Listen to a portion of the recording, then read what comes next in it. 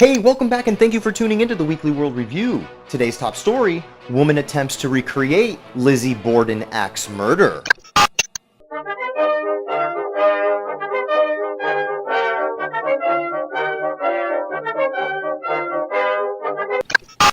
Can you believe that we actually have a history of insane, real-life axe murder cases?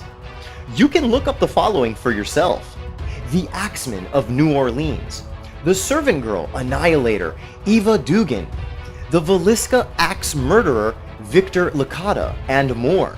There is also Evie Amity, the 26-year-old woman who is facing trial for allegedly attacking 3 people with an axe at a 7-Eleven in Sydney, Australia back in January 2017.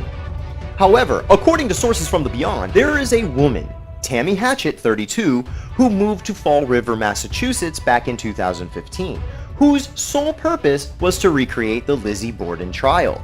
Now, for those who aren't familiar, Lizzie is known as the main suspect in 1892 for killing her father and stepmother in Fall River, Massachusetts.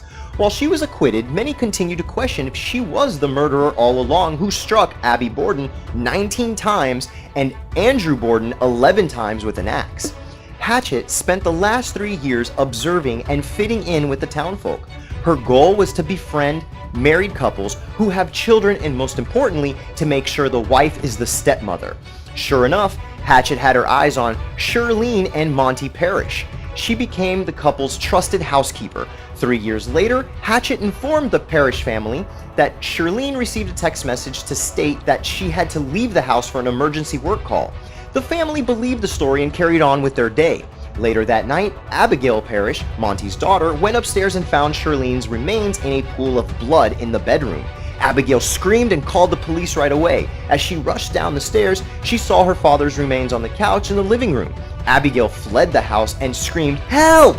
Hatchett was nowhere to be found. When the police arrived, they had no choice but to arrest Abigail since she was the only one spotted at the scene of the crime.